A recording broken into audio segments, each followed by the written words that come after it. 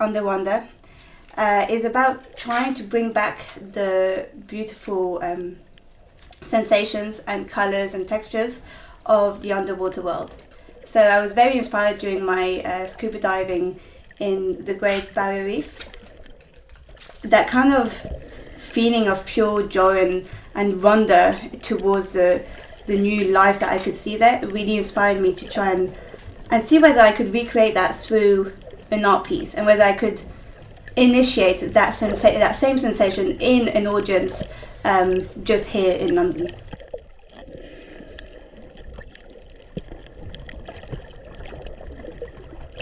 Going to be an immersive piece of art which aims to make people fall in love with nature again, see the side of nature that maybe they don't see on a daily life and they can't. Bring back a sense of respect towards the planet, respect towards climate change and their personal actions towards it. So with this immersive project, the whole point of it is that it touches into all three of our senses in order to really make us feel like we're in a new world. So of course the sight will be the textile art piece. Sound will come from a soundtrack that I recorded during my dive last summer. So that will really help have a realistic feeling of what it is to be underwater. And then with the smell, I'm going to be adding on that kind of really fresh seaside smell, which first of all will be a complete contrast from the smell of London. And also will hopefully, I think, everyone has a nostalgic memory related to a seaside smell, whether it's a childhood holiday or family. The minute the doors open and they smell that smell, it'll straight away place them into an environment that they know and that they can associate to a specific memory. And then they'll hear the sound, and then they'll see the textile artwork, and hopefully they'll completely forget that they are under London. I designed it specifically to be placed in a public setting so that people could fall upon it accidentally.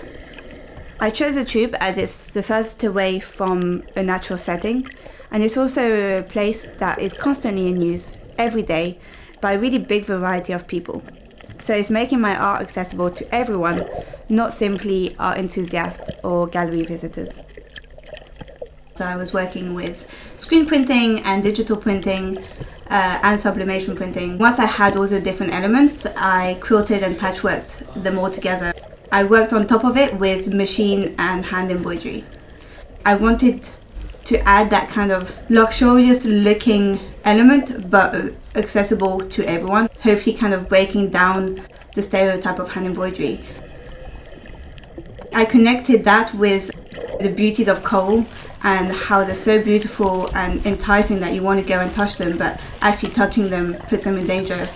So it's kind of a similar effect with the hand embroidery. You know, it has that shiny effect with the sequins and the light that makes people want to go and touch it, but actually is quite a fragile piece of work. And again, that added to the immersive part of the project, really creating an environment that wasn't just a flat piece of artwork, but that was, you know, falling from all around you. So from the ceilings you had flowers and plants falling on you. From the chairs you felt like you were sitting within the world of the coral, so that you really felt like the creatures were three-dimensional, that you felt like you wanted to go and touch the fish like you do in real life when you are underwater.